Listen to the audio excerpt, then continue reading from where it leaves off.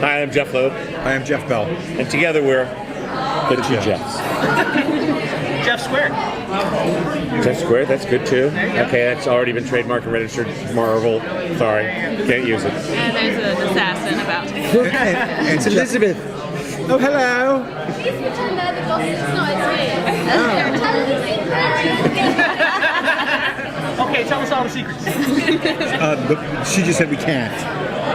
Well, speaking of secrets, I guess working from the top down as you do on Marvel, how did this ghostwriter thing come about? Can you tell us where that comes from? We started to talk about, where we wanted the show to go in season 4. In its inception,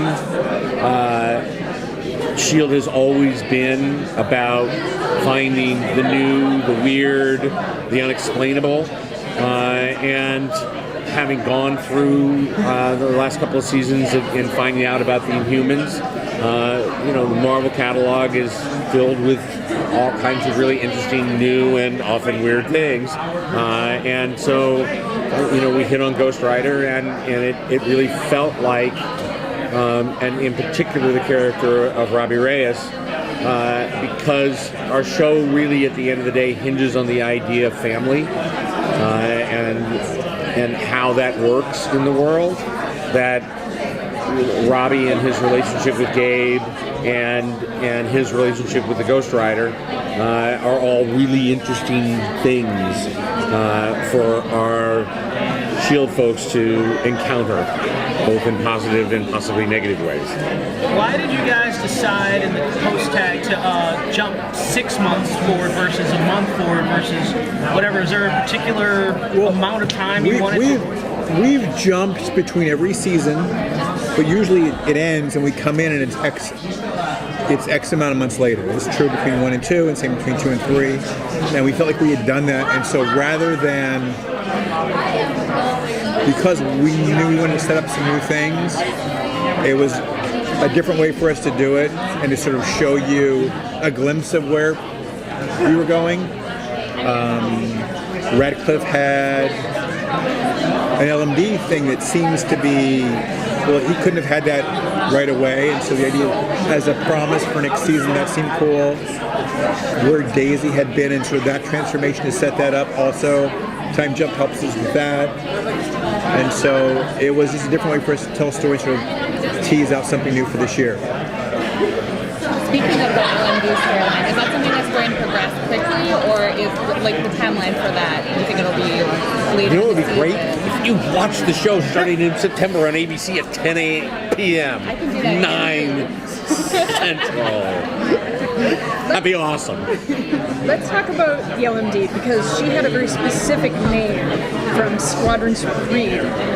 Are we going to see any more elements? Hang on, you're getting geek all over me now.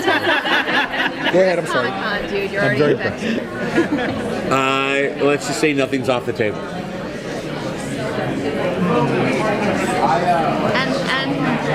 And about to move to 10 p.m., how do you guys feel about that working on the show? Do you think that offers opportunities, or? No, it absolutely offers opportunities. I don't know that it changes things all that dramatically. I mean, at the end of the day, Marvel's always going to make shows that, run somewhere between PG-13 and PG-16.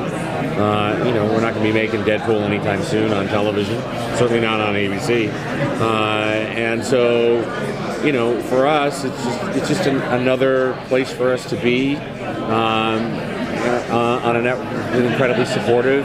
It's hard when you're not in it to really realize how few shows actually make it out to the 4th season, to get to a place where we're now going to be able to tell 88 stories about these characters, and for this incredible cast and for much of the incredible writing room, all those people have been there from the very beginning, and the fact that they still get along is kind of shocking.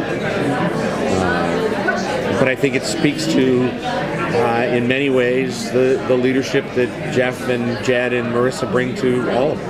I know that for each storyline or each season, you guys like worry about the villain and how you're going to set the big stories. But for me, when I watch it, I'm really drawn in by the characters and the relationships, which I think are really fantastic on the show. Thank you. Are there any highlights for this season, like characters in particular, that you're going to put a little more focus on, or even maybe different matchups? Well, absolutely. I mean, every year we've tried to match people up. You know, something last year, Hunter and May were running around together, and you know, we saw at the end of last season something Agent Coulson and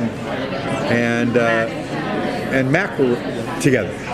So we think that's interesting, you know, and so look for new combinations always, because you know, though the actors love the show and the writers love the show, you can only write certain. I don't know. I admire the show where a lot of the procedurals where it's the same people doing the same thing for 5 years and the characters don't evolve or change at all. You know, and so the fact that we try and keep it interesting for the actors, we try and make it interesting for the actors and the writers as well as the fans, in terms of always finding new combinations and new conflicts with them.